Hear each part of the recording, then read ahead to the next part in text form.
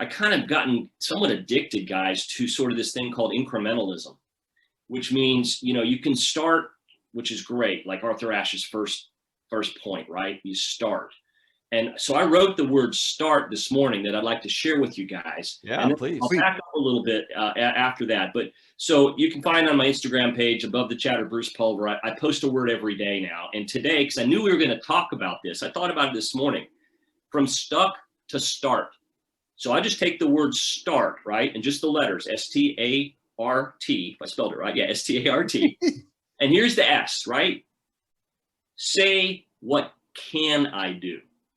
So if you're in a stuck situation, you feel completely overwhelmed because the mission might be too big. The hill might seem too tall to climb, right? The outcome you're looking for seems so far away. But if you start by saying, what can I do today?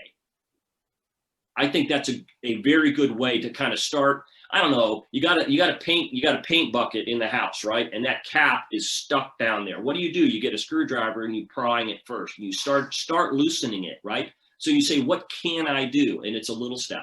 That's the S. Okay.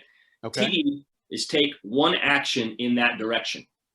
What can I do? And then do something. It doesn't matter. Let's say, for example, because I want this to be activational, not just theoretical.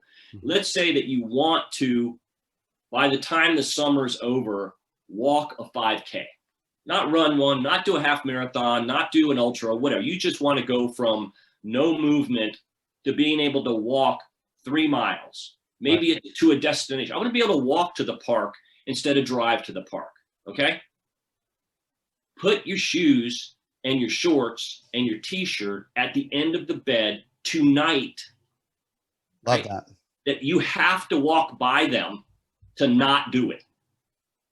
Right. Put them on, walk to the first mailbox and come back home. I don't care but do something. Take one action. Does that make sense? So that's the T. Yes. Take an action in that direction. The A is ask how later, just do now. So let's say there's a relationship that you're trying to mend.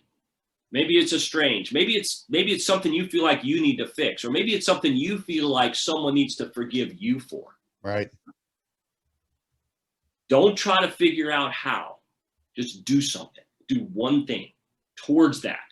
The how part comes together. None of this stuff has that little instruction manual, that you get from IKEA. This isn't that way. You have to take the action. And that may be a way to say, okay, I'll do that and I can get a little bit less stuck, right? And start. Okay. The R is reach beyond your belief.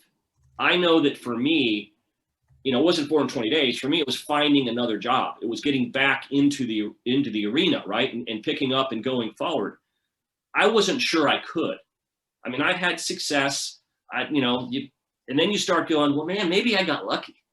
Maybe I was just around good people. I know that feeling. You go, maybe I'm questioning myself. Right. But I had to reach beyond my belief and say, no, there's more to it. And one of the things that I wrote in the book later, which I rely on a lot, and I want everyone to hear this, is that I believe everyone has their unique gifts. Like your guitar player friend has his gifts in the band. Right. You have your vocal gift and your performance gift, and they're all different. We all have them. Oftentimes we look to others' gifts and say, I don't have, therefore I'm not. Right. But we all have them, and this is how I wrote gifts. God installed features to share. We all have them. It's an obligation to find them and use them. So that's what I would say, reach beyond your belief. Everything that you have gone through today is preparing you for that next. It's hard to believe that sometimes, but that's what I had to go. Okay, I've gone through a job layoff. Okay, not the first time, probably not the last time. Oh, guess what? I've also been in sales and felt a lot of rejection over the years. Go back to that rejection feeling. What did you do when that happened? So building on that. Okay, and then the T, I know it's taking a while here, but the T. No, you're good. Keep going. Okay, the T in start is then take another step and another step and another step. Just keep going. Because if you don't stop, if you start and don't stop, you will find a path and more will open up for you as you go through that. So to me, that's how we start. That's one way to think about starting. We'll